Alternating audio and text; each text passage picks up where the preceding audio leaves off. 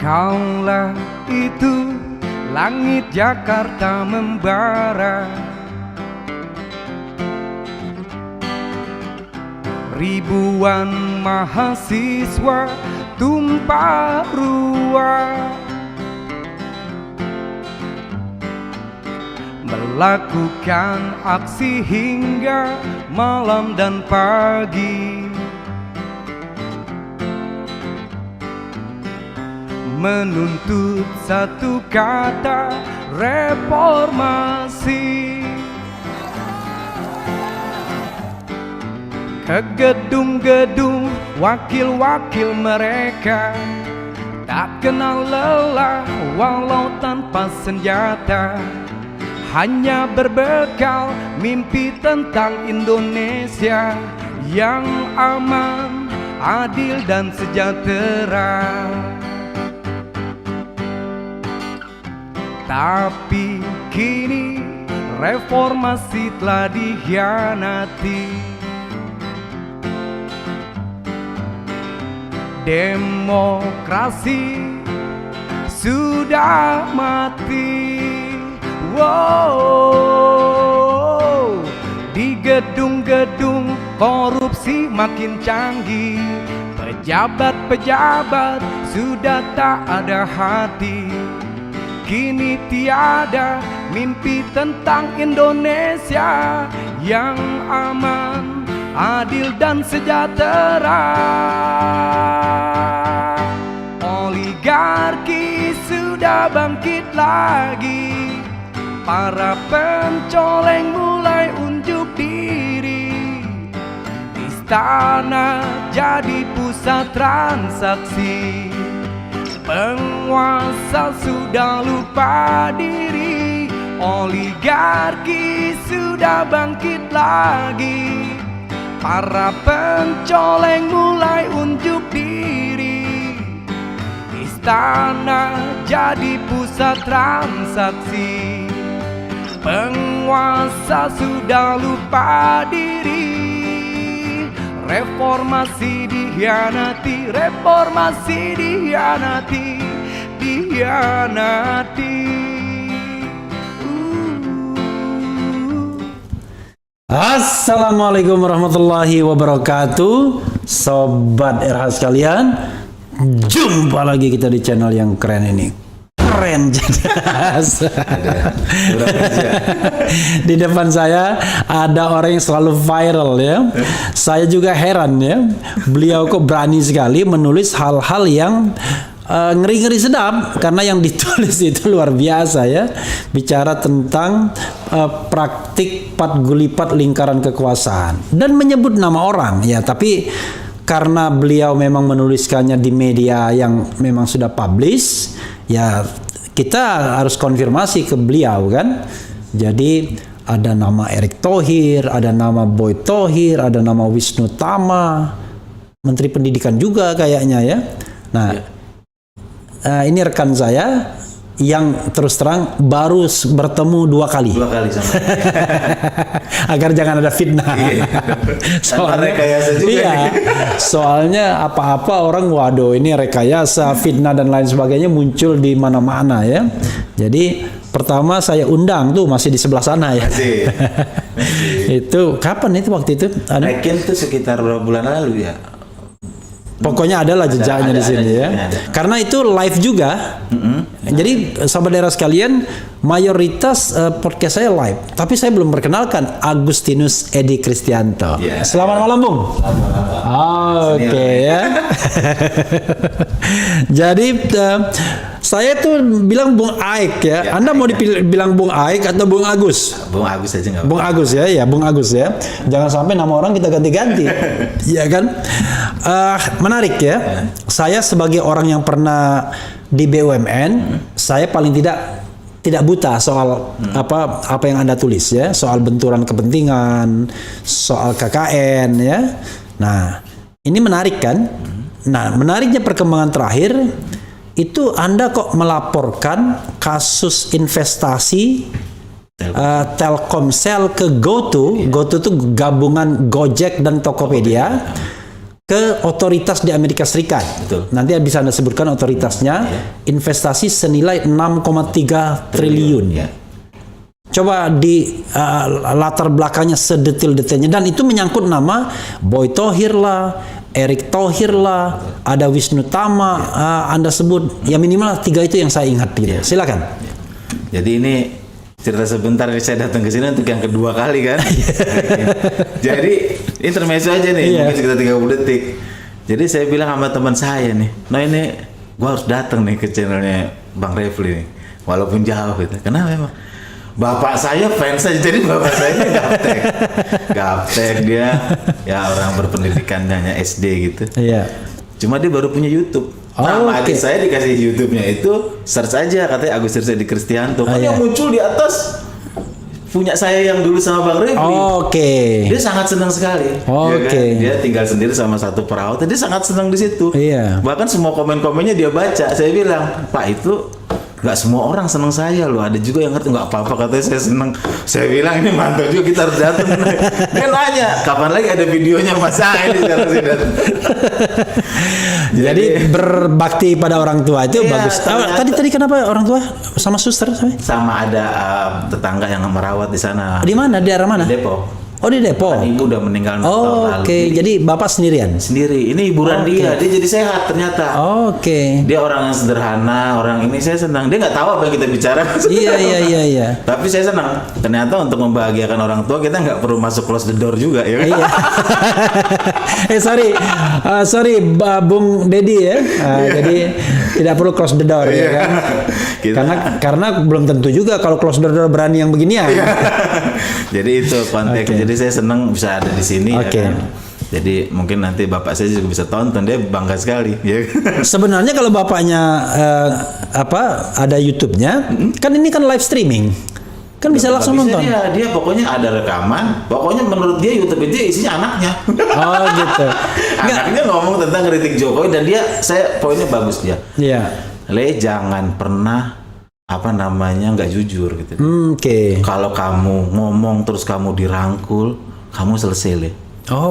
Dia ngomong gitu. Terus dia biasa, ngomong gini, waktu Natal lalu tuh, saya dengar ada kabar katanya ada pejabat atau orang kuat yang bernafsu katanya memiskinkan saya ya. Saya senang bapak saya itu orang yang hidupnya, saya banyak belajar tokoh yang saya kagumi juga. Katanya saya mau dimiskinkan. Dia simple melihatnya dari sudut pandang dia. Jadi bapak saya ini 30 tahun dia hanya pensiunan satpam pabrik obat. Kan saya katanya mau dimiskinkan. Karena saya sering ngeritik pejabat, dia bilang gak usah takut Le, bapak masih punya motor, itu jual aja. Jadi, itu sebetulnya sedih sekali jadi warga negara Indonesia ya. Maksudnya sedih sekali ketika kita kritis, kita ingin omong yang sebenarnya. Karena kan disparitasnya kan tinggi sekali kan. Ada orang yang punya saham, punya uang bertriliun-triliun ya kan. Nah ini bisa kita mulai dari kita ngomong GoTo atau secara umum kenapa saya sering menulis ya. Soal uang-uang yang triliunan dan sebagainya. Ini adalah cara saya sebagai orang biasa. Anak yang lahir dari keluarga biasa. Kan katanya Jokowi adalah kita. Orang biasa. Saya orang biasa melihat sudut pandang Indonesia ini dari kacamata Jokowi adalah kita itu periode pertama waktu kampanye. Kalau kampanye periode kedua saya nggak tahu ya. Jokowi adalah presiden pasti. Katanya sudut pandang orang biasa, saya orang biasa, berpendidikan biasa, lahir dari keluarga yang biasa. Tapi saya ingin membicarakan sesuatu yang kata orang high level atau apa enggak. Ini adalah kacamata si orang biasa ditulis di media yang biasa. Facebook kan media biasa. Siapapun bisa. Indonesia harus banyak karena karya-karya luar biasa itu hadir dari kalau kita bisa melihat hal-hal yang biasa dan merenunginya secara luar biasa. Saya pikir gitu. Makanya saya ngomongnya triliunan, prakerja triliunan, Rekin juga triliunan, ini triliunan.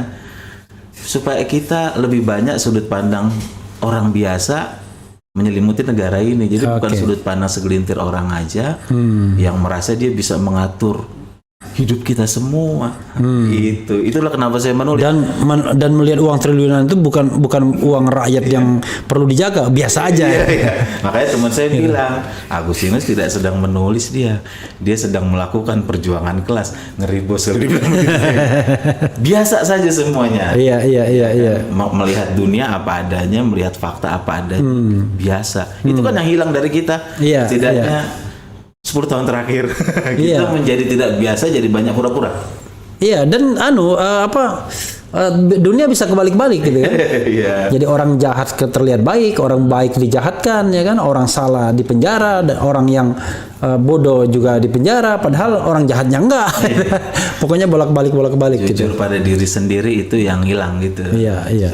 Lebih banyak dipoles kita jadi nggak otentik sebagai seorang pribadi. Itulah konteks saya secara garis besar kenapa saya sering menulis. Oke. Nah, Bro Agus ya. Tapi yang Anda tulis tuh ngeri-ngeri sedap. Saya terus terang saja, selama saya nge-podcast atau katakanlah nge-YouTube begini, kan biasanya kan saya membacakan tulisan atau berita. Kalau yang lain itu biasanya cuma analisis doang. Wah, bagaimana koalisi ya kan? Dan lain sebagainya. Ini Agustinus Edi Kristianto ini putusan pengadilan saja itu dilampirkannya juga. Bahwa ahli waris dari ini adalah ini dan lain sebagainya. Lalu akta pendirian, lalu kemudian laporan tahunan. Nah, itu kalau kita dalam dunia korporasi, sobat era sekalian, memang nggak bisa dibantah karena itu laporan-laporan yang memang menjadi kewajiban terutama perusahaan-perusahaan terbuka ya. Dan kalau dia mendinai fakta dan data itu dia malah salah dia. Berarti dia menyebarkan kebohongan ya gitu. Oke, silakan. Kenapa Anda akhirnya melaporkan ke otoritas AS? Tapi sebelumnya biar sobat era bisa di-refresh kasusnya apa dan kenapa dilaporkan ke AS. Mungkin secara umum dulu ya, kenapa jadi saya ini menulis tentang Gojek. Dulu kan namanya belum Goto ya. Gojek itu sudah sejak lama, mungkin sejak 2-3 tahun lalu atau waktu awal-awal Gojek berdiri. Saya kenal beberapa eksekutif dari Gojek, itu juga teman saya, bahkan beberapa shareholdernya saya tahu.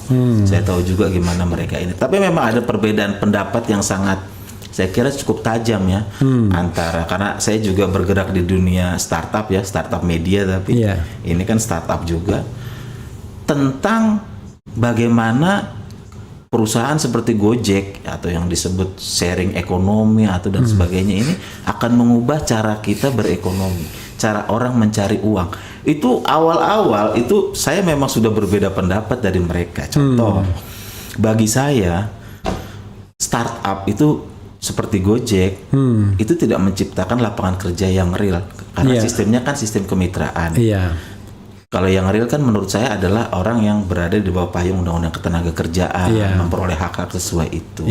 Itu yang pertama. Kedua, bukan hanya menciptakan sebagai mitra bagi saya sejak awal saya bilang Gojek itu menciptakan konsumen bagi kepentingan stakeholdernya sendiri, stakeholdernya dia. Misalnya apa?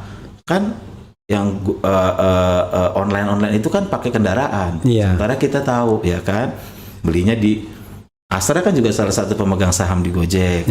Belinya lewat leasing juga ada suku cadang dan sebagainya. Kalau bercanda saya bilang sementara jalan raya negara yang buat. Gitu. Itu perbedaan pendapat saya yang kedua. Mereka membantah nggak apa-apa. Yang ketiga, tidak konsisten pada badan hukum, tujuan badan hukum. Kan dia aplikasi Bang. Aplikasi, dia hanya perusahaan aplikasi, lihat saja aktanya. Dia bukan perusahaan transportasi. Beda seperti yang Bluebird dan sebagainya. Dia hanya perusahaan aplikasi. Itu poin dari awal kenapa saya sejak awal sudah berbeda pendapat tentang bagaimana Gojek ini akan mengubah. Tapi kan di luar akan dibilang ini adalah membentuk ekosistem digital, ditambah lagi dengan kampanye Jokowi menciptakan unicorn, dekakorn. Terus saya amati apa yang akan terjadi. Saya sudah bilang, saya berbeda pendapat di situ. Belakangan kemudian hari sekitar tahun 2020-an awal sebelum ini berkembang, saya sudah mendengar ada isu-isu lah dari beberapa sumber saya bahwa Telkom akan berinvestasi di Gojek. Saya mendengar itu Telkom. Waduh, saya bilang makin perbedaan pendapat tuh makin tajam dong. Saya mulailah mengkritisi itu. Karena dasarnya apa berinvestasi di sana. Itu belum, waktu itu hanya sekilas saja saya. Baru kemudian muncullah laporan keuangan itu. Ternyata pada tanggal 16 November 2020 ya kan terjadi perjanjian convertible bond itu, konversi saham antara Gojek PT Aplikasi Karya Anak Bangsa dan Telkomsel, anak perusahaan Telkom, berupa konversi saham tanpa bunga tenor 3 tahun nilainya 150 juta dolar, atau setara kalau di bukunya itu 2,1 T. Wah, makin dong merasa ini harus saya terus pantau gitu loh, karena konversinya ini nanti kasih duit 100, kasarnya kasih duit 2,1 T, tenornya 3 tahun tanpa bunga, ya kan, nanti dikonversi jadi sahamnya Gojek kan gitu loh. Nah, berikut 16 November 2020 terus terjadi tuh 18 Mei 2021 itu kan. Ternyata selain perjanjian CB tadi, convertible bond, itu juga ada perjanjian berupa opsi beli saham. Jadi nilainya adalah 4,2 T atau 300 juta dolar. Jadi Telkomsel memiliki hak untuk membeli saham PT Aplikasi Karya Anak Bangsa di harga, kalau kita lihat bukunya harganya sekitar 5 ribuan dolar. Ya kan, 70 sekian juta lah. Kita fokus saja pada nilainya 4,2 triliun. Saya hitung dong, berarti totalnya kan 4,2 tambah 2,1 6,3. Berarti sudah terjadi transaksi seperti itu. Waktu berjalan ya kan. Sorry. 6,3 itu awalnya perjanjian pinjaman ya? Namanya transaksi convertible bond ya. Apa ya? Pinjaman nanti dikonversikan dengan saham. Oke, jadi pinjaman tapi bisa convertible ya, ke bond ya. Oke, jadi bisa di apa istilahnya, dikonversikan saham. Oke. Saya sudah mulai kencang. Waktu itu saya bilang common sense saja. Menteri BUMN-nya adalah Saudara Erick Thohir, ya kan? Komisaris utama GoTo adalah Boy Thohir. Iya. Menteri BUMN GoTo ini tadi ya, Gojek, Tokopedia sebelum merger kan akhirnya mereka. Common sense saja gitu loh. Menteri BUMN membawakan Telkom sebagai BUMN. Telkom mengendalikan Telkomsel karena 65% sahamnya Telkomsel dimiliki oleh Telkom. Artinya laporan keuangannya Telkomsel terkonsolidasi di situ. Nah, ketika saya mengamati itu, saya juga melihat yang namanya pergerakan kemana Wisnu Tama bergerak. Posisi Wisnu Tama, saya sudah pantau itu sejak dia waktu itu masih komisaris utamanya Net TV kalau nggak salah ya. Dia mengikuti, mendampingi Jokowi ketika bertemu dengan Masayoshi Son, jadi CEO-nya SoftBank. Itu yang Juli 2019. IKN dan sebagainya, dulu kan heboh banget tuh. CEO SoftBank bertemu Jokowi, sudah ada. Terus Jokowi terpilih, kabinet terbentuk, Oktober 2019 diangkatlah dia sebagai Menteri Pariwisata. Dan ekonomi kreatif. Oktober. Bayangkan, itu sudah menteri loh. 28 November 2019 itu dia diangkat tuh sebagai komisaris Tokopedia. Padahal dia sudah menteri. Dan nggak boleh harusnya. Saya ributkan karena itu melanggar Undang-Undang Kementerian Negara. Yang sanksinya harus diberhentikan oleh Presiden. Harusnya November ya. Padahal menteri itu jangankan dia jadi komisaris swasta, dia jadi komisaris BUMN aja nggak boleh. Nggak boleh kan? Cuma didiamkan. Saya waktu itu sudah cerewet. Saya yang dan Kontan. Waktu itu Kontan jadikan headline juga. Oh, saya nggak tahu itu. Saya diamkan. Oke. Tapi kan kita tahu semua. Saya amati baru 14 Desember. Baru Desember 2020 Wisnu Tama di reshuffle. Pertanyaan saya, kemana setelah ini? Februari 2021 dia jadi komisaris utama Telkomsel. Iya kan? Dan berikutnya kita tahu dia juga menjadi komisarisnya GoTo ya. Pada saat transaksi yang Mei itu terjadi. Oh, dia komisaris utama Telkomsel dan komisaris GoTo. Di mana komisaris utamanya adalah Boy Thohir, kakaknya Erick Thohir. Oke. Jadi transaksi itu sudah saya pantau sejak lama, jauh sebelum IPO. Bahkan saya sudah baca laporan keuangan Telkom, saya menghitung. Pertanyaan saya, dia akan nilai berapa sih Tokopedia ini? Karena nggak gampang, karena dia suntiknya sudah banyak. Tapi poin pertama yang saya mau ngomong, selalu setiap tulisan saya adalah saya berminat sama good governance. Soal afiliasi dan benturan kepentingan. Common sense saja. Orang tahu dia kakak beradik.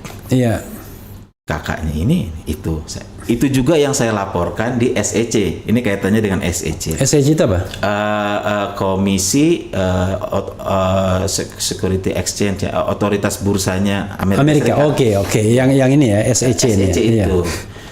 saya laporkan ke SEC lewat fasilitas TCR online, tips, complaint and referral online. Emang dia prosedurnya begitu. Iya. Yang kenapa saya melaporkan itu karena Telkom itu dia juga listing di Bursa New York dengan kode saham TLK.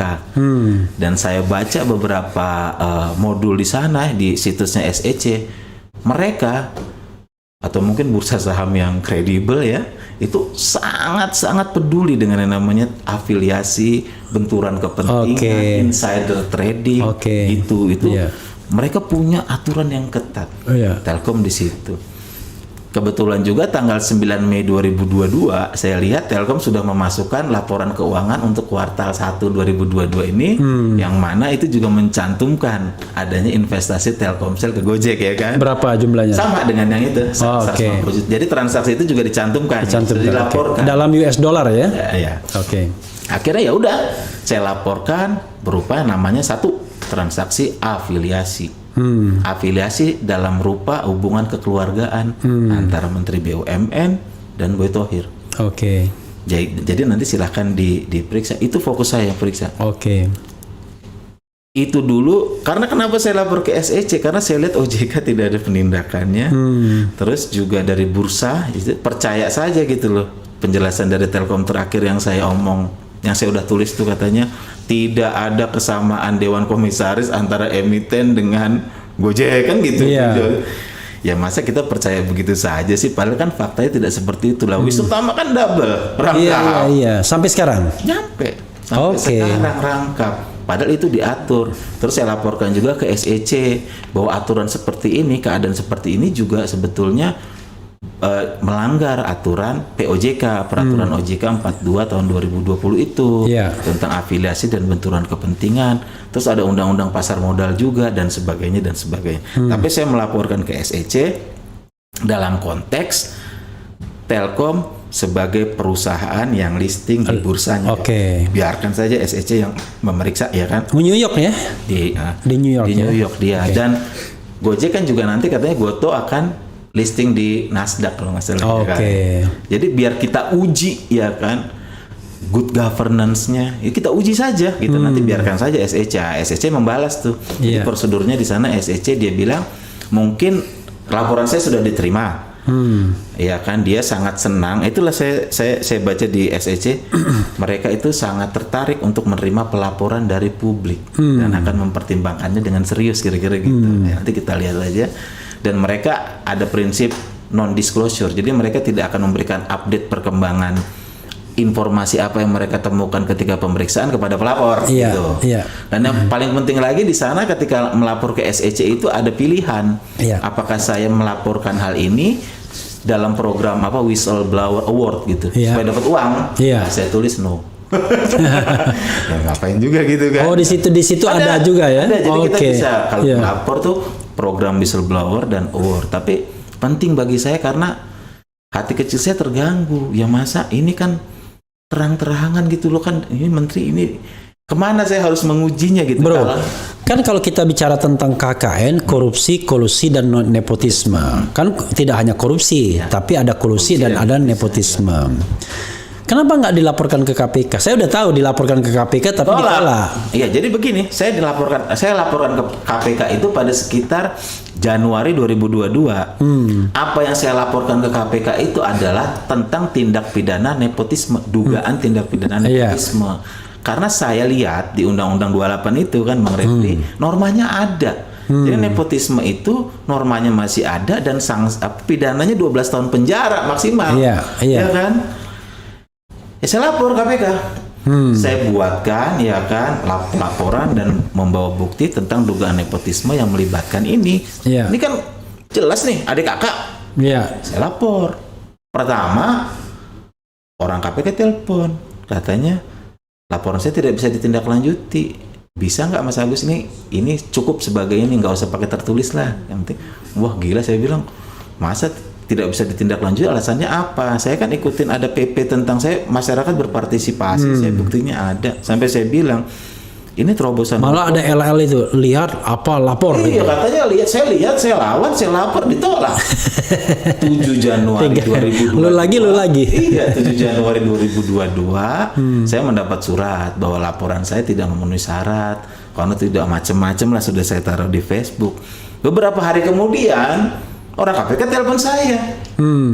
Dia bilang, sebetulnya tertarik dia mengenai transaksi 6,3 triliun itu untuk digali kemungkinan tindak pidana korupsinya. Iya. Katanya bagus, ada bukti suapnya enggak? Kenapa nanya ke saya? Maksudnya, harusnya KPK yang membuka penyelidikan. Ya Kan kalau mereka misalnya berwenang. pelapor itu dibebani untuk membuktikan, ya lama-lama kagak ada orang yang mau melapor. Iya, dia udah gaji Anda ke sini sama wewenangnya ke saya ambil semua dokumen, ADART-nya Telkomsel, saksinya saya panggil, mantan dirut Telkomsel saya panggil, jelas. Dia ketawa. Kenapa? Yang jelas ditolak saya di KPK. Gajinya di dia, Iya, suruh saya kerja suruh- kita. Kalau ada informasi tentang suap-suapnya katanya, dia bilang. Gitu. Jadi itu perjalanan saya membawa kasus Goto ini ke penegak hukum. Kemudian berkembang. Ya. Berkembang, orang rame. Momentum orang rame adalah ketika Telkom mengeluarkan laporan keuangan kuartal 1. Ya. Momentum yang saya tunggu memang. Benar. Ternyata Telkom mencatatkan kerugian yang belum terrealisasi, mereka tulis begitu ya, Iya. atas penurunan nilai investasi Telkomsel di Gojek Iya. sebesar 881 miliar. Dan perusahaan mencantumkan itu di laporan keuangannya Telkom. Ini yang saya tunggu. Saya mendapatkan momentum baru kan untuk Kenapa dia laporkan kerugian yang belum terrealisasi itu? itu Maksudnya? perhitungannya simple. Ya. Jadi kenapa muncul angka? Jadi gini, 881 miliar itu ada di laporan keuangannya Telkom yang unrealized loss ya. Iya. Saya nulis rame tanggal 16 atau tanggal 17 Mei kemarin. Telkom membalas. Katanya, kenapa yang diomongkan ruginya? Iya. Kenapa Anda nggak ngomongkan tahun 2021 kita unrealized gain-nya 2,5 T-nya loh. Iya. Cakep saya bilang. Tanggal 17, 18 saham Goto naik. Iya. Tiba-tiba naik sampai 300-an. Diserang balik lah saya kan. Katanya, mana Agustinus tuh?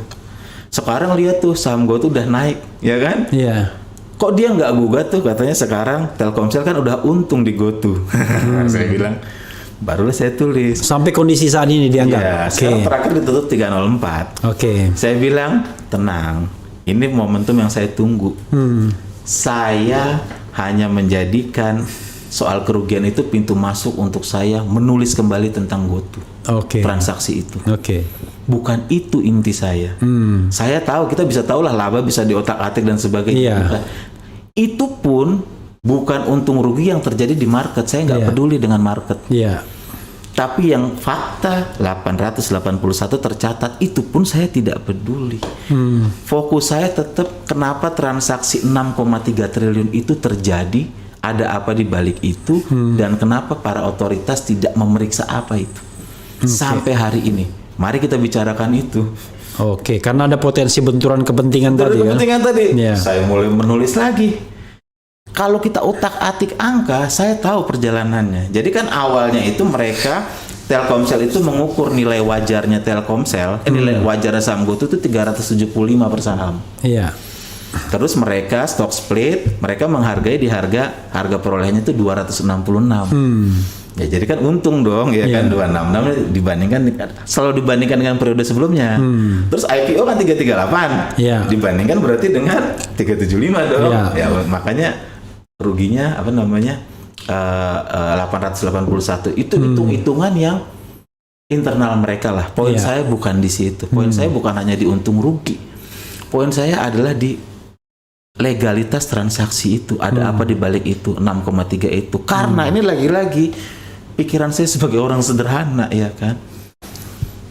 Bagaimana perusahaan sekelas Telkomsel yang dikendalikan oleh Telkom, dia bisa berinvestasi di perusahaan yang tengah merugi. Iya, iya, iya. Apa bisnis judgment rule-nya?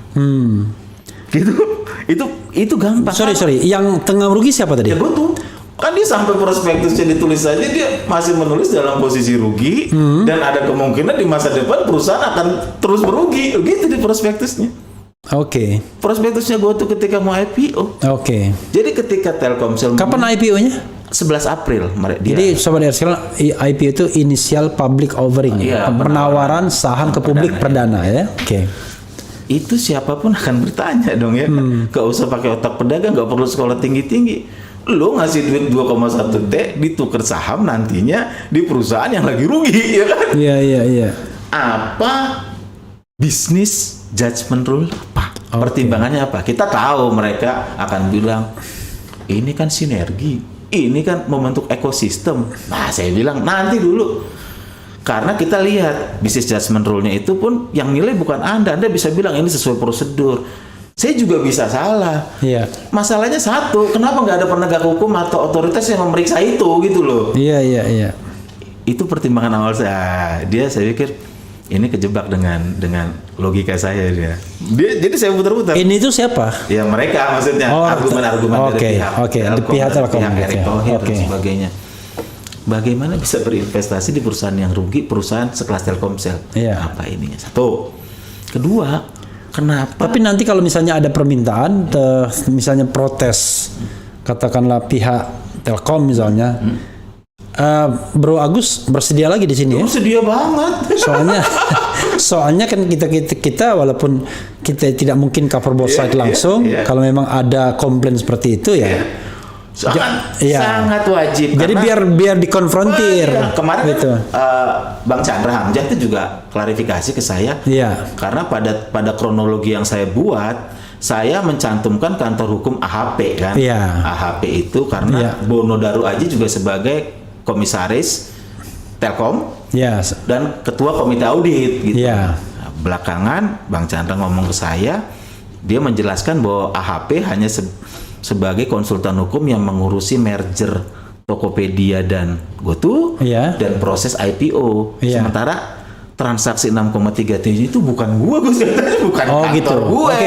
Itu sekaligus klarifikasi ya. Saya sampaikan, saya fair orangnya. Saya bilang itu yang Bang Chandra omongkan dan saya harus omongkan di mana-mana. Jadi ini Chandra M. Hamzah, mantan pimpinan KPK, co-founder AHP. Jadi AHP itu Assegaf Hamzah and Partners. Oke, itu klarifikasinya dari AHK. Saya cek, betul memang.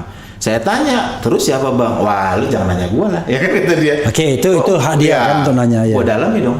Saya dalami dong. Iya. Siapa kantor hukum yang mengurusi proses mulai dari drafting, deal, negosiasi dan sebagainya sampai closing gitu loh. Transaksi 6,3 T ini ketemu. Nama kantor hukumnya Umbra Law Office. Umbra Law Office ini kantor hukum yang alamat kantornya di gedung Telkom. Nanti siapapun bisa lihat Umbra itu portofolionya dia menangani banyak transaksi-transaksi BUMN ya kan. Saya sampaikan secara terbuka aja di sini di Umbra. Jadi sudah ketahuan. Nanti kalau ada komplain dari pihak-pihak yang silakan ya. Jadi kita juga harus menghargai hak jawab ya. Jangan hak mempidanakan. Ini hak jawab ya. Ini karena ini adalah untuk kepentingan publik. Karena ini dana publik ya kan. Ini dana negara. Sampai sejauh ini masyarakat bisa mengetahui total transaksinya 6,3 triliun, bentuk transaksinya adalah convertible bond dan opsi saham tadi. Terjadi antara pihaknya Telkomsel, anak perusahaannya Telkom, yang Menteri BUMN-nya Erick Thohir, dan di sini ada Boy Thohir. Tahu transaksi ini settlement-nya istilahnya kita bilang diatur oleh kantor hukum yang namanya Umbra tadi, yang ada di kantornya di gedung Telkom juga, ya kan. Terus kita juga jadi tahu, saya gedung juga Telkom Gatot Subroto ya. Iya, Landmark Tower itu.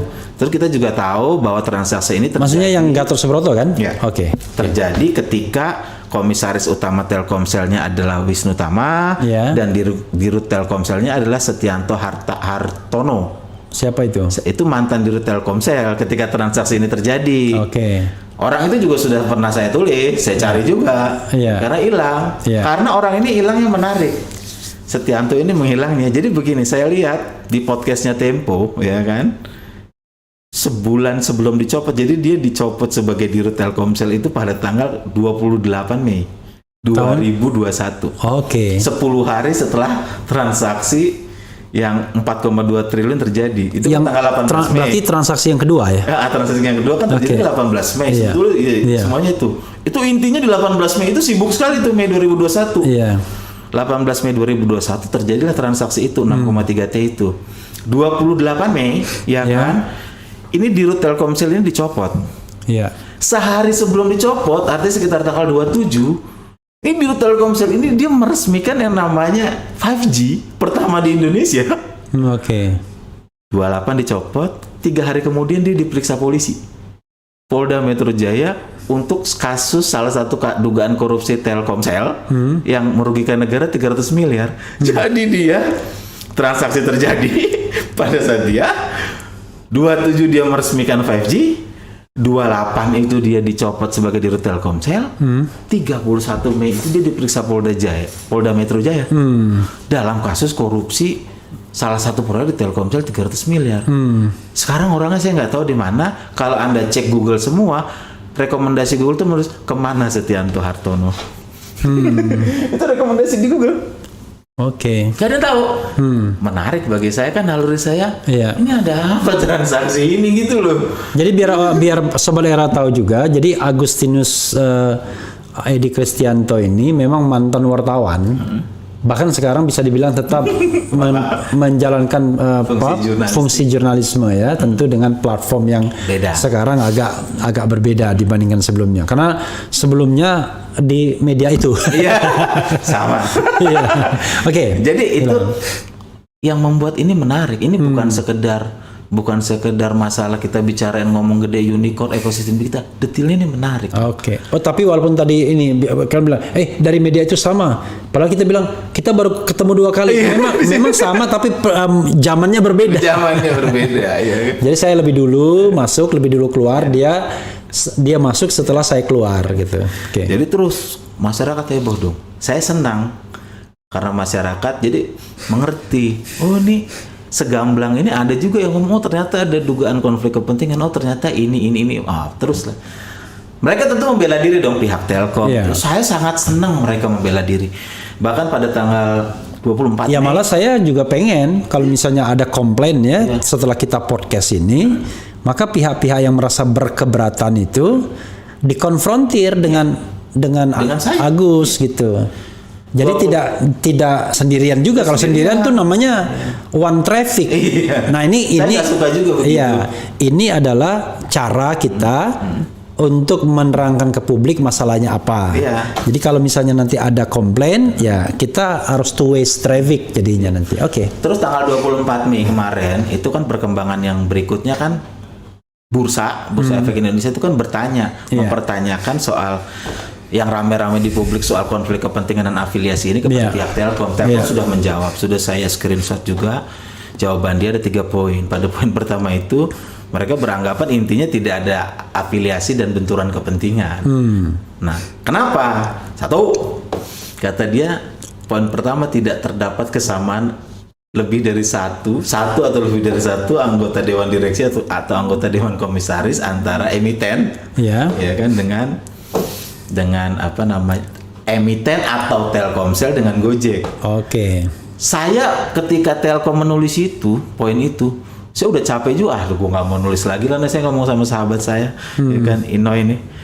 No, gue capek nih kalau ini udah sore-sore keluarnya. Sebetulnya gue nggak mau nulis, tapi hati kecil gue bilang, yo masa ini kan nggak sesuai dengan kenyataan. Kan Wisnu Tama tuh kan sama. Oke. Ya kan?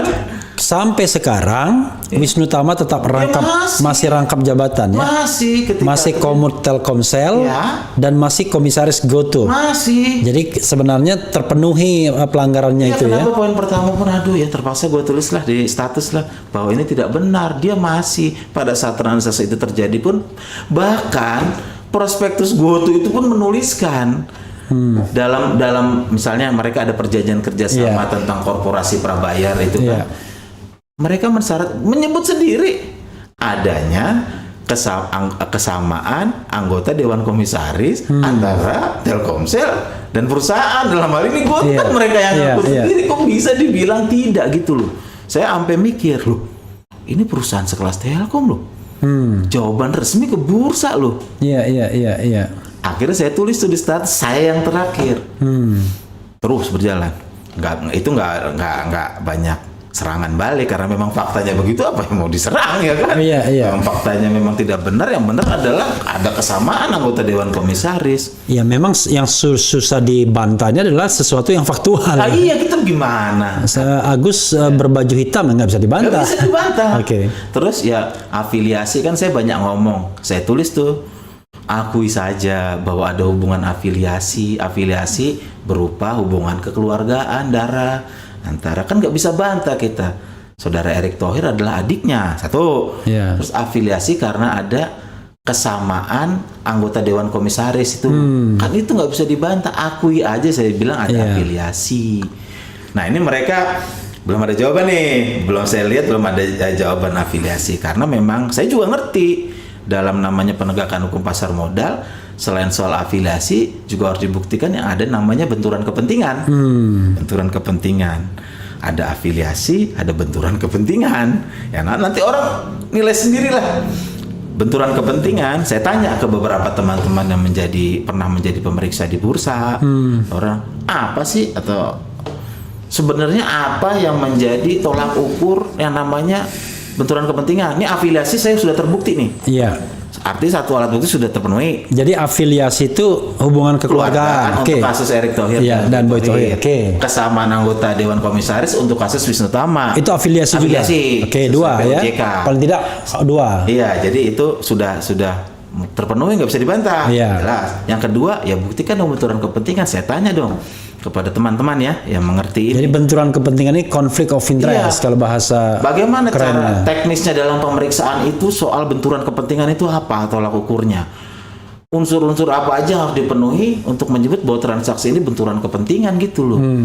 Ada teman yang menjawab ya, dia paham tentang bidang pemeriksaan di dunia bursa ya, menyebut bahwa ada pihak yang diuntungkan, memperoleh manfaat. Oke. Kita harus buktikan itu ya kan. Iya.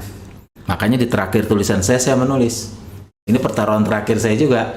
Selain yang laporan ke SEC. Iya. Kita lihat nanti salah satu majalah, ya kan. Edisi pekan ini. Dia akan membuka itu. Duit 6,3 T itu dipakai apa? Artinya kalau dipakai untuk apa oleh pihak GoTo. Iya. Akan bisa terlihat ya kan. Siapa yang memperoleh manfaat. Siapa yang diuntungkan. Saya sudah komitmen di status saya tidak diunggah di dinding saya, biar pers yang membuka. Nanti kita lihat, Sabtu juga udah keluar edisi digitalnya. Nanti kita lihat grafisnya. Jadi nggak ada ininya, nggak ada bocor-bocorannya di sini. Nanti setelah selesai ini. Karena saya komit ya, karena saya juga pengen mengajak supaya pihak pers itu menjalankan fungsinya secara jujur dan berani. Gitu. Iya. Nanti kita lihat, artinya untuk membuktikan afiliasinya terbukti. Ininya konflik kepentingannya terbukti juga dalam bentuk ada pihak yang memperoleh manfaat dari uang itu. Iya. Ya, nanti kita tunggu aja minggu depan apa yang terjadi kehebohan di negara ini. Iya. Tapi saya harus fair. Kalau saya bilang, Telkomsel boleh, Telkom boleh aja ngomong nggak ada afiliasi, nggak ada benturan kepentingan. Tapi kan kita nggak boleh percaya begitu aja. Nah, pemirsa juga boleh tidak percaya kepada apa yang saya ucapkan ini. Karena saya bukan otoritas yang berwenang secara hukum, aturan untuk menentukan bahwa transaksi ini terbukti tidak afiliasi.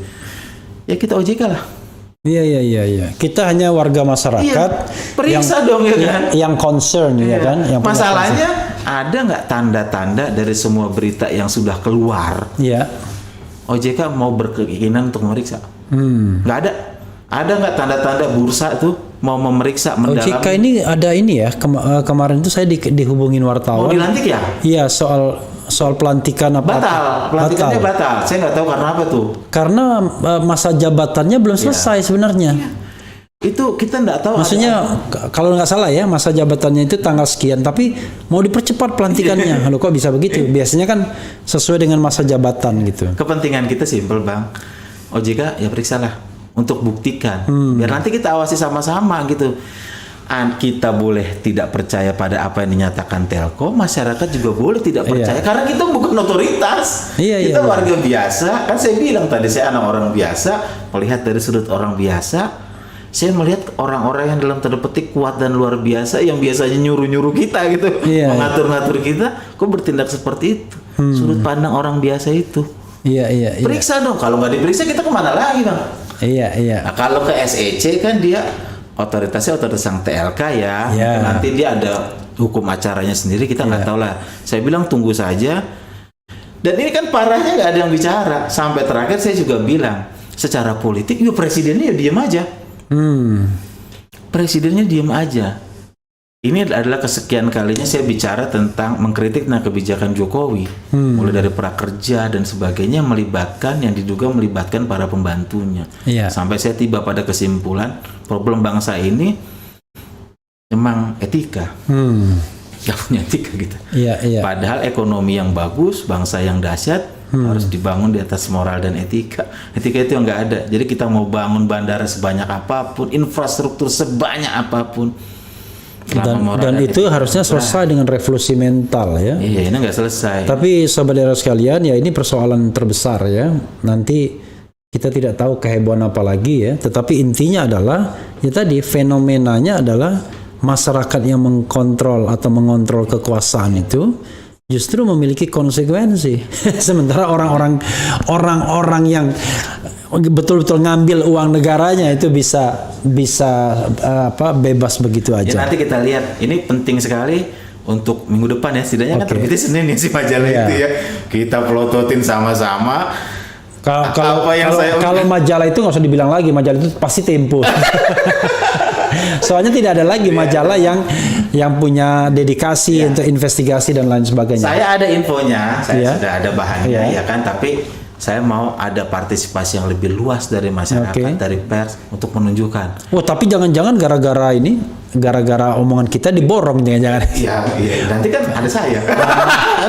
Pernah terjadi. Oke, ada satu hal, Bung Agus ya. Kan di dalam tulisan itu Anda menyebutkan mengenai saham dari Boy Thohir sebesar 1 miliar. Betul. Dengan harga 1 rupiah. Ya. Itu saham itu didapat dari mana ya? Begini ceritanya soal saham. Iya. Jadi Gojek itu, PT Aplikasi Karya Anak Bangsa itu adalah perusahaan yang badan hukumnya didirikan baru tahun 2015. Oke. 2015. Jadi perusahaan itu modal disetor penuhnya itu dalam tanda petik hanya 1, sekian T, hanya iya. Kebanyakan Telkomsel. Iya. Pemegang saham shareholdernya banyak itu. Oh, ini yang Gojek ini? Yang Aplikasi Karya Anak Bangsa. Oh, aplikasi ya. Ceritanya kan begitu. Iya, Aplikasi Karya Anak Bangsa ini yang itu operatornya Gojek ya? Iya, Gojek. Okay. Dia PT Aplikasi Karya. Nah, dia itu mencantumkan di situ nilai nominal per sahamnya memang 1 rupiah. Oke. Jadi sekitar berarti 1 triliunan lembar ya. Iya. 1 triliunan lembar. Terus akta berubah sampai kemudian terjadi transaksi 18 Mei tadi. Iya. 18 Mei tadi mungkin mereka beroperasi lah perusahaannya ya. 6,3 triliun tadi ya. Ya. Oke. Terus terjadi stock split. Iya. Stock split itu perbandingannya adalah 1 banding 266. 1 banding 266. Jadi lembarnya kan jadi tambah banyak gitu. Iya. Lembar jadi tambah banyak. Iya. Nah, Telkomsel itu masuk itu di harga per lembarnya itu 5.000 sekian dolar, 72 juta waktu itu. Sekian lembarnya? Ya, 5.000 dolar. Ya, jadi dia masuk sebelum stock split. Oke. Jadi gini ngitungnya. Jadi dia masuk, ini agak teknis mungkin semua. Iya. Saya simpel aja. Iya. 5.000 dia masuk, dia dapat 89.000 sekian lembar saham di PT Aplikasi Karya Anak Bangsa, Telkomsel. Iya. Terus terjadi stock split. Nah, stock split yang didaftarkan oleh pihak PT Akap ini ke Kemenkumham itu 266 per lembar. Nah, artinya setelah stock split berarti jumlah sahamnya si Telkomsel kan jadi banyak tuh, jadi tambah aja menjadi 27 miliar lembar. Ya simpel aja, kita mau tahu per lembarnya berapa ya bagi aja 6,3 dibagi 27 miliar lembar, 6,3 triliun dibagi 27 miliar lembar ya hasilnya 266. Oke. Juga 266 per lembar. 266 per lembar dia ngambil dari Gojek. Iya, itu saham dia setelah stock split saham Telkomsel sama 26. Artinya harga perolehan dia 266. Nah, ketika harga perolehan itu 266 pihak Telkomsel itu menilai pakai appraisal mungkin mereka mana ya, Iya. nilai wajarnya si Telkomsel itu adalah Rp375 per lembar. Oke. Itu ada penilai independennya. Iya. Artinya dia belinya 266, Iya. padahal nilai wajarnya nih 375, artinya untung lah gitu. Oh, dianggap untung. Iya. Oke. Simpel kan? Iya. Nah, jadi ketika harga IPO-nya itu 338, Iya. berarti kan turun tuh dari 375 jadi 338. Iya. Berarti kan untungnya kurang juga. Iya, gitu. untungnya berkurang tapi masih untung. Iya. Oke. Pokoknya acuannya 266 itu. Iya. Pertanyaannya di mana Boy Thohir masuk? Iya. Itu. Jadi sampai transaksi itu terjadi, posisi Garibaldi Thohir di PT Aplikasi Garibaldi Karya itu Anak Boy Thohir ya. Itu hanya sebagai pengurus perusahaan. Dalam hal ini adalah presiden komisaris. Iya. Sampai 18 Mei. Nama Boy Thohir itu muncul sebagai pemegang 1 miliar sekian lembar saham di PT Akap itu pada akta November 2021. Itu fakta, nggak bisa dibantah. Iya. Jadi ketika November 2021, Iya. dia sudah menjadi pemegang 1 miliar lembar saham PT Akap, Iya. GoTo ya berarti ya, dan sekaligus presiden komisaris. Enggak, PT Akap itu GoTo ya? GoTo. Oh, jadi sorry. Kalau Gojek saja apa namanya? PT Aplikasi Karya Anak Bangsa. Karya Bangsa. Kemudian kalau Dia merger Tokopedia. dengan Tokopedia kan, Iya. jadi PT Gojek Tokopedia lah gitu. Oke, lalu Iya. kan Boy Thohir kan bawa saham dari Akap kan? Iya. Nah, lalu di GoTo-nya gimana? Dari saham dari akhirnya ini di PT sahamnya Akap, Pak. Oke. Nah, Akap. Nah, itu memang ada perubahan tuh. Ada PT Aplikasi Karya Anak Bangsa, Iya. ada PT Gojek Tokopedia dan sebagainya, Iya. ada PT Dompet Karya Anak Bangsa dan sebagainya. Dompet kalian maksud itu? GoPay itu GoPay. perusahaan yang dikendalikan oleh PT Aplikasi Karya Anak Iya. Bangsa. Dan itu memang banyak PT-nya, badan hukumnya mereka Iya, banyak. iya. Kita sebaiknya tidak masuk ke situ karena itu urusan Iya. itu akan sangat rumit sekali Iya. pengaturannya. Kita fokus follow the money-nya aja. Oke. 6,3 ini masuk kemana gitu loh. Oke. 6,3-nya Telkomsel ini dipakai apa? Lalu yang saham yang katanya Boy Thohir untung itu gimana akhirnya? Iya, akhirnya kan di prospektus diungkapkan sendiri. Di prospektusnya GoTo ya kan. Ketika mau IPO Iya. bahwa di situ Boy Thohir adalah presiden komisaris dan pemegang 1 miliar lembar sahamnya. Oh, jadi kayak dikonversi begitu ya? Yang saham Akap lalu ditransfer Saya ke... tidak tahu Oh, itu. oke. Kita lihat faktanya aja. Oke. Di akta November begitu, Oke, di oke. prospektus diakui sendiri. Oke, Makanya oke. ini kita dalam kasus Oke, ini sekarang kalau di GoTo itu persentase sahamnya bagaimana? sama dia. Persentase sahamnya memang kecil ya. Enggak, maksudnya persentase saham keseluruhan. Kalau berdasarkan laporan registrasi efek yang 10 Mei ya, Ya. itu 81%-nya itu memang saham itu dimiliki oleh perorangan dan badan hukum asing. Oke, Dari yang modal disetor dan penuh ya. Iya, 81%. Iya. Lalu 19-nya ya ya. lokal tuh ada dana pensiun juga ada dan sebagainya banyak lah. Komposisi Termasuk Telkomsel.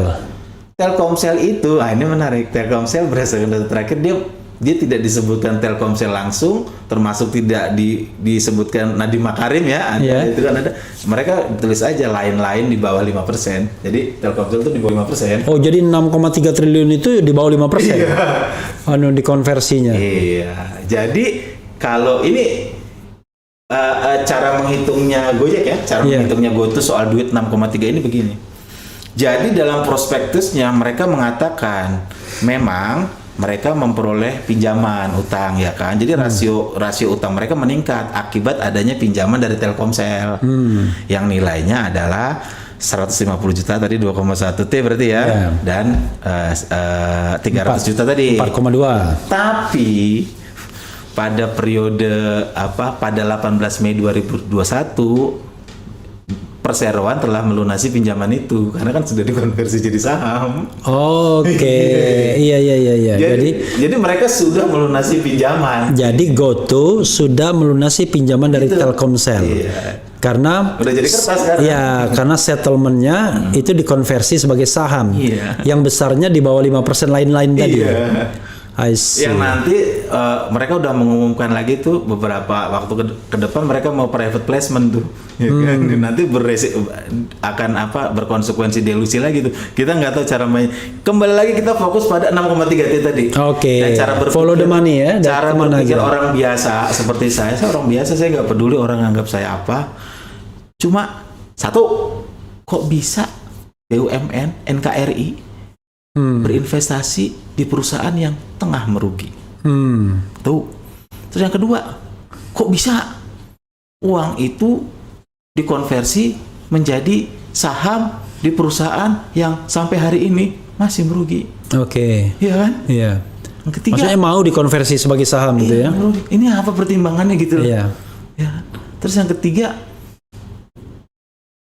apa benar dalam posisi afiliasi seperti itu tidak terjadi hal-hal yang sifatnya intervensi?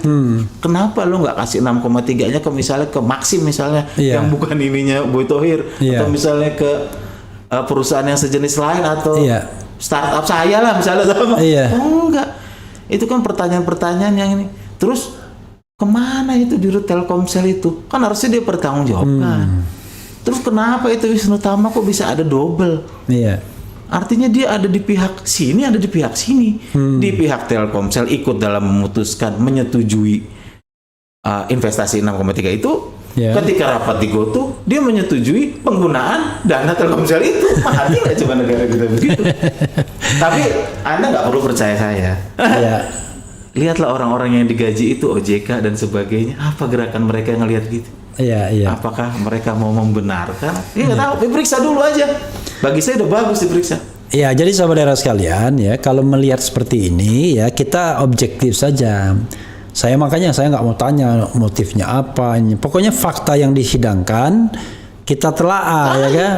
Dan otoritas juga bertindak kalau seandainya memang ditemukan adanya ya tadi benturan kepentingan ya kan, transaksi terafiliasi ya kan, dan lebih dari itu mungkin tindak pidana ya. Ada presidennya lah minimal ada ngomong gitu loh, bersih-bersih BUMN, jangan ada transaksi yang afiliasi, lindung jangan jadikan, ada yang ngomong begitu. Ini nggak ada bang, sampai hari ini.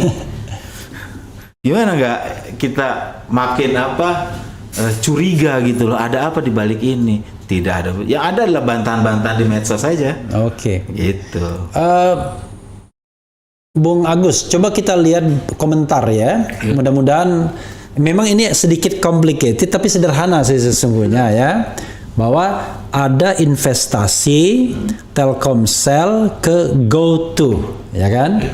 Sebesar kurang lebih ya kan 6,3 triliun. Nah, investasi ini kemudian dikonversi sebagai saham, ya kan?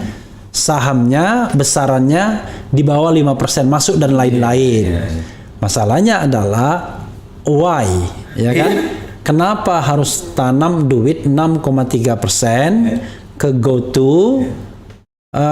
Dan uang itu buat siapa yang diuntungkan dan lain. Jadi follow the money 6,3 triliun itu ya. Kalau enggak, jadi kita kehilangan arah. Ya, kita nggak usah pusing-pusing soal macam-macam, tapi follow the money-nya. Karena kalau kita bicara benturan kepentingan dan ada pihak yang diuntungkan, kita nggak usah bicara tentang prospek perusahaan lagi.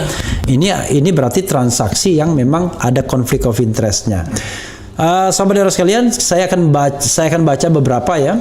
Dan seperti biasanya, kalau kita ngomong begini, ya kan, itu banyak pro dan kontranya, kira-kira begitu. Dari orang yang paham sampai orang yang nggak paham. Pokoknya yang penting kalau Agus atau Refli yang ngomong, sikat dulu, kira-kira gitu ya. Oke ya. Oke. Kemudian dia bilang KPK-nya Firly Bahuri adem ayem tuh, ya kan? Ada yang bilang keren, cadas ya. Sepertinya memang presidensial threshold 0% menjadi solusi untuk menentukan sarang oligarki. Bung Refli, bagaimana soal perjuangan gugatan presidensial threshold 0%? Apakah sudah yang kandas? Masih punya harapan. Perkara kemudian itu soal menang kalah itu soal lain ya. Di kepala buzzer RP yang otaknya minimalis, mengungkap kebenaran sama dengan menebar kebencian, meluapkan sakit hati. Nah, ya kan? Saya mewakili para buzzer. Anda sakit hati ya? kita tuh sakit hati apa? Oke ya, jadi ini nggak ada kaitannya soal sakit hati dan kebencian. Tapi misalnya nih ya, Bung Agus, kalaupun Anda sakit hati dan Anda menebarkan kebencian, misalnya ya, saya nggak terlalu peduli tuh. Yang saya pedulikan adalah apakah yang Anda omongkan itu benar apa enggak, ya kan? Karena itu otoritas harus bertindak untuk melakukan investigasi soal ini kan. Itulah fase yang sering kita lewati ketika kita mencoba kritis pada kebijakannya. Orang dibenturkan pada argumen ad hominem ya. Menyerang pribadinya, menyerang kredibilitas dia dan sebagainya. Orang lupa. Makanya saya bilang tadi, kita harus mulai menghargai sudut pandang orang-orang biasa supaya semakin banyak orang berpartisipasi. Sekarang kan jadi ngomongin soal saham. Jadi orang tidak tidak perhatian sama apa yang Anda tulis, tapi sibuk mengutak-atik siapa sebenarnya Agus itu. Iya, sampai termasuk waktu itu Gracious pengiklannya siapa aja, ya kan? Saya nggak tahu. Maksudnya bukannya mengurusi itu, saya kan pemret. Tapi itu resiko. Tapi saya senang, yang paling saya senang adalah sekarang masyarakat jadi mengerti apa yang terjadi. Jadi contoh gini, Bang, ini menarik. Sorry. Jadi ketika 16, 17, 18 sana sebagainya itu untuk membuktikan bahwa tindakan investasi 6,3 triliun itu justified. Nah, buktinya sahamnya naik begitu ya. Toh lagi pula ngapain kita tunjukin harga candlestick pada hari itu? Ya kita nanti tunggulah tanggal Juni 2022 ya kan. Kuartal 2 apa yang dilaporkan Telkom. Tapi prinsipnya selama artinya itu Telkom akan terus mencantumkan itu dalam laporan keuangan. Dan dia kan harus kredibel karena dia PBK kan. Jadi sobat menyisihkan labanya terus. Jadi sobat era sekalian ya, kita harus paham bahwa Telkom yang punya Republik kita itu pemerintah sebenarnya masih mengontrol 52% saham saja sebenarnya. Hanya 52% loh. Tapi walaupun 52% ya tetap saja itu BUMN. BUMN sahamnya NKRI kok Dwi Warna. Dan satu lagi, orang bilang ini Agustinus dia karena tidak suka saya sama GoTo, Erick Thohir dan sebagainya. Bukan tidak suka. Lihat presiden, saya lihat. Presiden di Telkom juga. Ingat apa yang terjadi dengan duit investasinya PT Pins di Tele? Di Tipon? Iya. Jadi 2014 juga dia berinvestasi. Ceritanya sama. Nilainya cuma waktu itu 1,5 T. Investasi itu melalui anak perusahaannya Telkom namanya PT Pins. Dapatlah dia 24% di sana. Bahasanya 2014 sama. Voucher akan jadi masa depan. Dia akan menjadi bahasanya keren banget. Connectivity lah dan sebagainya. Sama. Tapi apa yang terjadi? Rugi. Yang punya Tipon kan akhirnya tuh pilot. Terus akibatnya apa? Pada laporan keuangan Telkom 2021, akhirnya Telkom menyisihkan labanya sebesar 481 miliar deh. Ya kan? Untuk menutup kerugian itu. Makanya di laporan keuangan Telkom yang 2022 kuartal 1 ini, Tipon nggak ada lagi karena udah disisihkan. Tapi pertanyaannya kan kita simpel aja. Buset, 1,5 T hilang dong kan gitu. Iya. Jadi saudara sekalian yang agak paham sedikit BUMN ya, nggak banyak BUMN yang net profitnya, keuntungan bersihnya di atas 1 triliun gitu. Jadi kalau misalnya dibuang ya, dalam tanda kutip dibuangnya untuk menutup transaksi-transaksi yang rugi, ya itu lumayan juga. Dan yang kasihan ya memang karyawan-karyawannya akhirnya. Mereka yang tadinya mungkin dapat bonus jadi nggak dapat bonus dan lain sebagainya. Jadi kita banyak menguji akal sehat. Akhirnya ada satu tuh mungkin ini yang disebut business judgment rule. Dan itu tidak masuk akal diungkapkan oleh staf khususnya Menteri BUMN. Kenapa dia investasi di GoTo sekian? Bayangkan perhitungannya dia ya. Jadi dia menghitung karena besarnya potensi pemasukan dari Telkom Gojek. Dia hitung 2,5 juta driver Gojek saat ini. Dikalikan 50.000 pulsa Telkomsel sehari. Itulah katanya potensi pemasukan akan menguntungkan gitu investasi Telkomsel. Jadi ngitungnya begitu, simple. Saya Iya. udah aneh nih negara Ya, nih. tapi terlepas dia menghitungnya seperti apa kan sebenarnya kan fokus kita lagi-lagi adalah transaksi benturan kepentingan itu. Ya follow the money-nya ya kan. Jadi ini Karena kalau soal prospek-prospek ke depan kita kan nggak ngerti kan, nggak tahu. Iya. Bisa untung, bisa rugi. Tapi dalam kerangka good corporate governance dan good governance kita ya tadi follow the money yang 6,3 triliun. Jadi hulu dan hilirnya ya. Why pilihannya ke sana, uangnya dan lain sebagainya, siapa yang diuntungkan dan lain sebagainya. Dan ingat menghitung kerugian tuh bukan hanya naik samar, bukan. Ingat presiden kasus Jiwasraya. Apa pertimbangan hakim ketika dia memutus perkara itu? Begini dia pertimbangannya menarik. Apa? Keuntungan yang akan terjadi di masa depan itu belum pasti terjadi. Iya. Keuntungan atau kerugian. Iya. Yang pasti bisa dihitung adalah duit yang ketika gitu. Iya. Jadi Jiwasraya begitu. karena kalau kita nggak bisa bicara tentang masa depan, karena hukum itu nggak bicara tentang masa depan. Kalau kita bicara investasi, memang kita bicara tentang masa depan. Tapi hukum bicara hari ini. Itulah yang bisa Gitu. dihitung kerugiannya secara pasti oleh siapa? Ya BPK nanti hitung. Iya. Jadi kita harus paham ya. Jadi beda antara pendekatan investasi sama pendekatan hukum. Jadi Ya pokok mungkin intinya kalau pendekatan hukum itu ya lo makan duitnya nggak kira-kira gitu aja kalau orang bahasa mungkin sekarang premannya. bilang Bang, ya nanti BPK. Wah itu kan Agus ngomong aja, tapi ingat hari ini ada kejadian kartu prakerja yang pernah saya gugat juga, saya masalahin. Nggak ada kerugian negara dan sebagainya. Hari ini BPK mengeluarkan audit itu. Ada tuh duga indikasi. Iya ada tuh. Nanti kita lihat. Nggak harus selalu terjadi hari ini. Iya. Kita sabar aja. Yang penting kita fokus sama apa yang kita permasalahkan, tutup kuping sama berbagai macam kepentingan. Saya nggak perlu apa-apa, bukannya saya sombong ya, tapi menuding saya berada di kelompok sebelah. Nah ini termasuk saya datang ke sini kan ada yang nulis nih baru hari ini, katanya Agustinus Edi Krianto mungkin dia ada di kubu sebelah katanya. Sebelah mana? Sebelahnya Jokowi katanya. Jadi tambah lagi ke sini nanti saya digoreng lagi. Bukan. Makanya saya di depan saya bilang, selain saya datang ke sini mau kan nih subscribernya banyak, walaupun kalah sama Close the Door ya. Iya. Demi bapak saya. Iya. Bapak saya senang dan dia semakin sehat ngelihat saya. Nanti dibilang kalah sama Close the Door. Iyalah kan Close the Door udah 9 tahun, 10 tahun. Ini kan baru 2 tahun ya kan.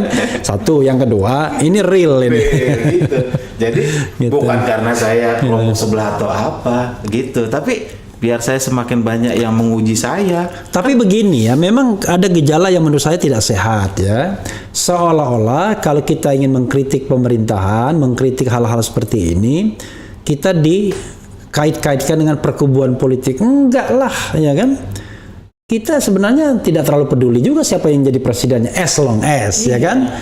Anda menjalankan good governance, clean government. Kalau rakyat kita sejahtera enak kok sebenarnya kan. Tapi untuk sejahtera itu ya pemerintahan harus clear. Nggak mungkin pemerintahan mereka korup. menyebut saya dengan banyak soal GoTo dan sebagainya. Mereka nyinyir, menghambat pencalonan Erick Thohir dan sebagainya. Khusus tentang Presiden Jokowi ya. Iya. Coba bayangkan, pikirkan betapa masyarakat. Ada nggak sekarang orang mempermasalahkan, mohon maaf, fisiknya dia. Mempermasalahkan hal-hal yang sifatnya ini. Artinya perdebatan kita hari ini masyarakat menjadi lebih terhormat tentang kebijakannya. Oh, iya. Harus itu disadari, jangan dipanas-panasi sebagai orang yang nyinyir kelompok sebelah. Kadrun, saya masa kadrun gimana? Jadi, Katolik ya. namanya tuh Agustinus Edi Kristianto ya. Tapi jangan salah, kosakata politik kita, siapapun yang mengkritik presiden itu namanya kadrun. Makanya ketika saya ngelapor ke SEC ada yang komen di status saya. Ini bahaya, ini terlalu nekat, Anda bisa dimunirkan. Enggak, saya bilang. Saya justru memberi peluang kepada para pihak untuk mengangkat pembicaraan ini di forum yang terhormat. Mereka silakan membela diri di SEC. Iya. Presiden Jokowi, kita berbicara tentang hal yang terhormat, tentang kebijakan Anda. Saya nggak bicara tentang rambut Anda, gimana cara berjalan Anda. Iya. Itu, saya nggak tahu kenapa kita nggak bisa melihat sesuatu hal positif. Saya aja dibilang kadrun, pusing nggak coba? Jadi begini, jangan salah. Memang ya, sebuah negara yang dipenuhi para pencoleng, koruptor dan lain sebagainya, pasti nggak mungkin bisa berpikir waras karena pasti dipenuhi kepentingan kan. Kita bisa duduk bersama dengan orang-orang yang waras untuk memecahkan masalah. Tapi kalau duduk sama orang yang punya kepentingan, korup dan lain sebagainya, nggak bisa memang. Intinya adalah pasti dia ingin punya protection, membeli sana, membeli sini untuk melindungi dirinya kan begitu. Jadi itu pembicaraan publik kita. Saya sebetulnya juga apa sih 2 tahun 3 tahun terakhir yang saya lakukan nih, enggak, saya senang aja masyarakat sekarang, terutama di komen-komen saya gitu. Kan follower saya makin banyak nih lumayan ya kan. Jadi orang bicara hal yang paling gampang begini. Kenapa orang seperti saya tertarik membacakan tulisan Anda?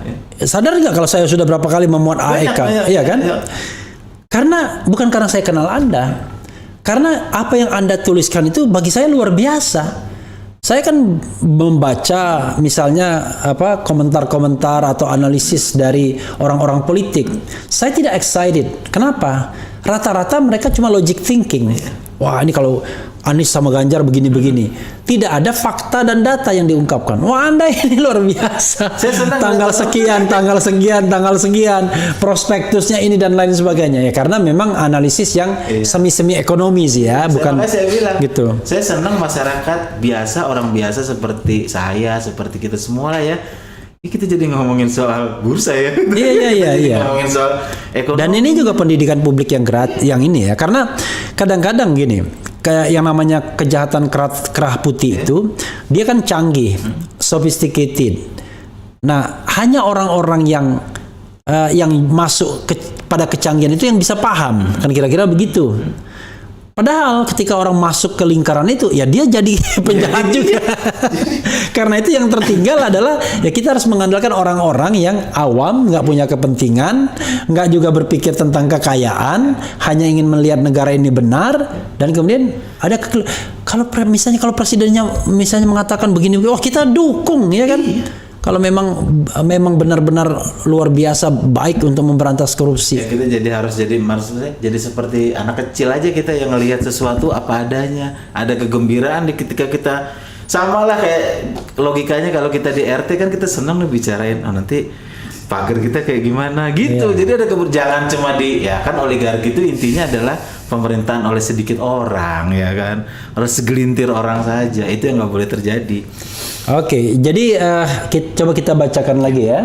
Ada bukan urusan saya kok tanya saya. Itu Jokowi itu. Sorry ya. Saya bangga dianggap kadrun tapi terhina dianggap cebong. Itu nggak ada. Kita nggak ada kaitannya sama cebong kadrun. Yang kita bicarakan adalah sesuatu fenomena. Kalau mau bahasa kerennya adalah tata kelola pemerintahan yang baik. Good governance, clean government. Udahlah, itu aja kita.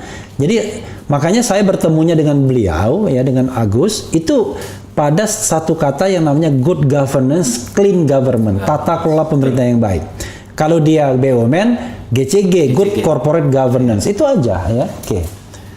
Ojo ke susu langsung manut. Kemudian wah, ini ada yang nanya ini, apa nama YouTube-nya Bang Agus? Saya cuma di Facebook. Ada Facebook ya, jadi Facebook Agustinus Edi Kristianto. Saya hanya nggak ada di yang lain. Agustinus itu biasa, Edi itu EDY ya, Kristianto biasa juga, nggak Y ya, I ya. EDY. Oke, jadi Agustinus EDY Kristianto. Jadi tinggal di searching aja, install YouTube pasti ada ya. Karena begini. Facebook. Facebook. Sorry, Facebook bukan YouTube, Facebook ya. Mau Kristen, Batak, Chinese, ateis, kalau kritik pemerintah pasti diserang buzzer dan dibilang kadrun, ya kan?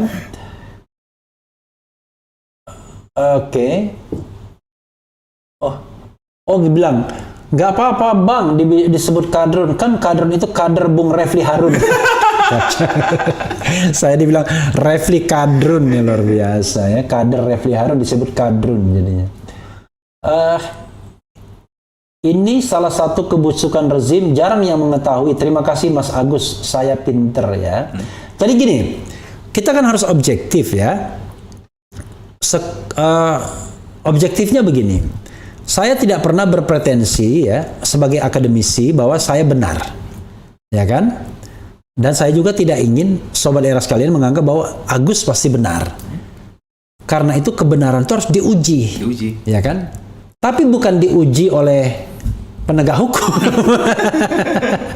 Diuji oleh masyarakat, ya kan, yang berkeberatan datang ke meja ini, ya kan, kita sama-sama buka data, sama-sama buka fakta, kesalahan Agus di mana, ya kan, yang barangkali kalau dalam konsep Islam itu tabayun, ya kan. Nah, itu saja sebenarnya. Nah, sehingga kita bisa menemukan kebenaran. Nah, hanya orang yang berhati lurus, tulus, ya kan, bersih, nggak punya konflik of interest, yang berani mencari kebenaran. Tapi kalau orang korup, dia nggak akan mungkin mencari kebenaran. Dia akan menutupi kebenaran dan biasanya mencari penegak hukum untuk memenjarakan orang yang berusaha mencari kebenaran. Ya, jadi bilang juga katanya kalau digini-giniin terus kasihan Telkomnya, Gus. Ini kan perusahaan negara. Begini saya bilang. Oke. Kasihan Telkom. Kalau kita kasihan, kita nggak perkosa dia. Iya. Kita harus mencegah dari siapapun yang mau mengambil keuntungan dari siapa yang kita kasihi. Iya. Itulah bentuk kasih yang menurut saya perlu kita tunjukkan. Dengan cara gimana? Kita bersuara kalau ada yang mau merusak sesuatu yang kita kasihi. Gila apa saya mau misalnya merusak Telkom sebagai institusi ya, Telkomsel, BUMN, enggak, ngapain? Saya kan NKRI, ada NKRI juga kan di situ. Saya sebagai masyarakat. Jadi cara menafsirkan kasihan kalau digini-gini jangan dijadikan itu alasan untuk berlindung dari perilaku-perilaku yang menyimpang. Jangan sama juga begini. Orang kadang-kadang bicara tentang investasi dan kepastian hukum. Kalau KPK terlalu agresif katanya, ini penegakan hukum yang benar ya. Kalau penegak hukum yang benar terlalu agresif dalam menguak kasus-kasus ini, nanti kasihan investornya nggak mau datang. Siapa yang bilang? Bukan saya yang bilang. Begini, kalau negara itu menerapkan good corporate governance, good governance, clean government, maka yang datang adalah investor baik, ya kan? Tapi kalau di negara itu penuh dengan pat gulipat, datang juga investor, tapi investor bromocora yang datang, penjahat, ya kan?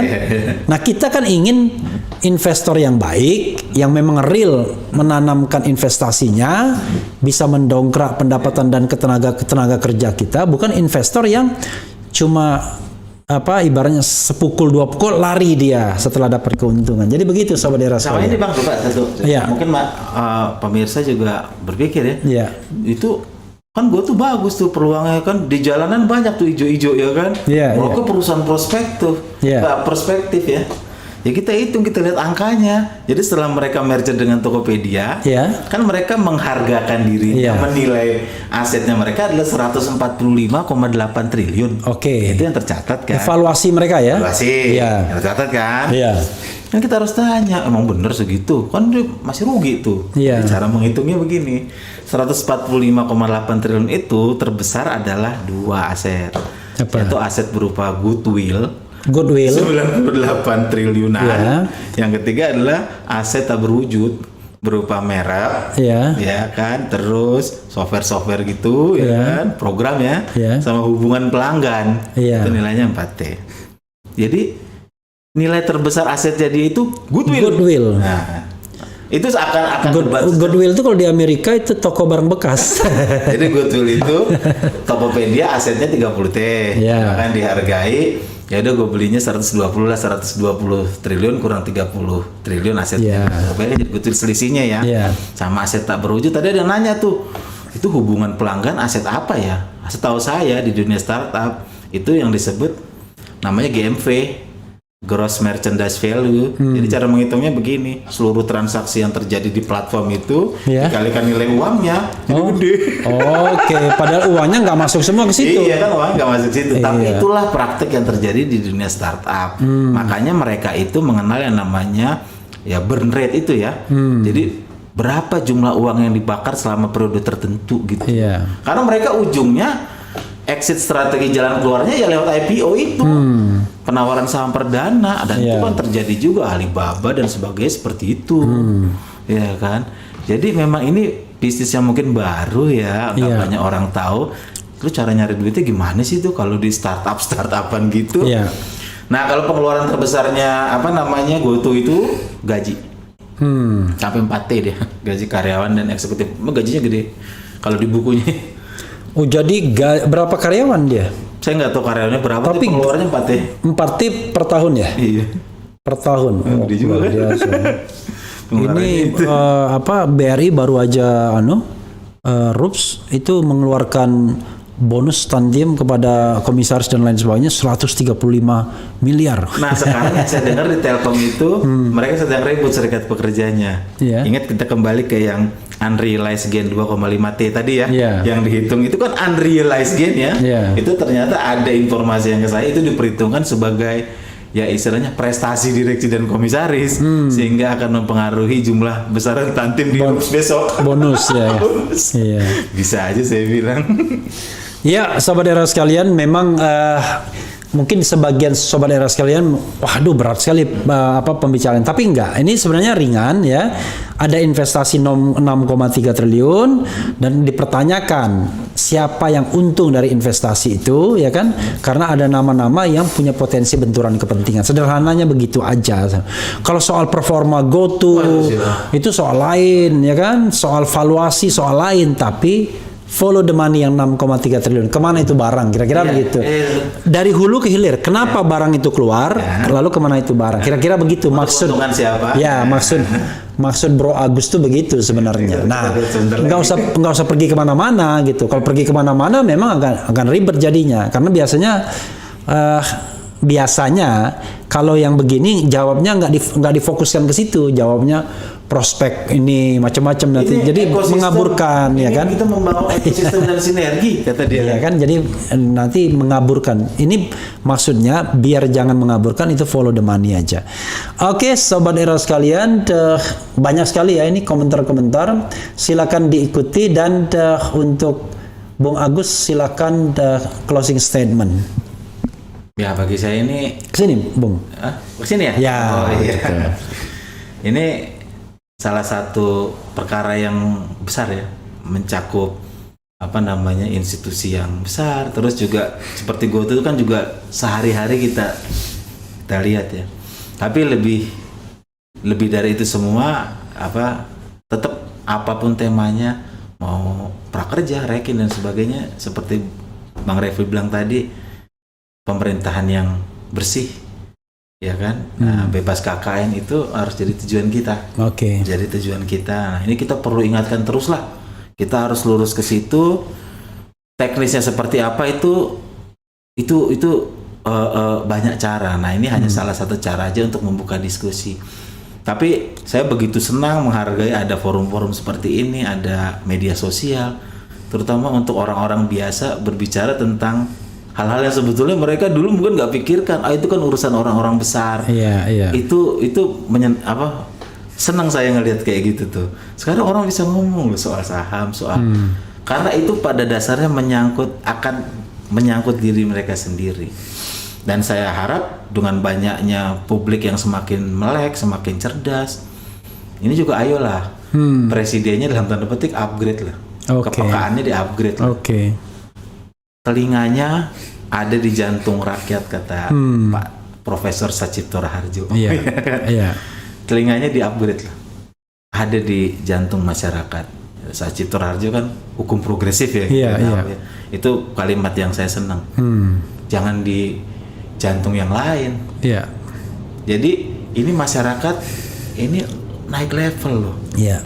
Bahkan yang Anda hina selama ini sebagai lu puritan dan sebagainya, mereka udah naik level bicara kebijakan loh. Iya. Aduh, presidennya upgrade dong telinganya sama nuraninya, kira-kira begitu. Di jantung rakyat. Nah, gitu. Terima kasih waktunya Bang Refli. Iya, saya juga terima kasih ya kepada Aik ya, kepada Agustinus Edi Kristianto, dan dia tahu sendiri ya, datang ke sini tidak mendapatkan keuntungan apa-apa. Bahkan tambah banyak musuhnya bisa ya kan. Tapi ya sudahlah, kita berserah kepada Sang Pencipta ya, dan dengan keyakinan yang masing-masing, dan kita ingin berbuat baik bagi negara ini.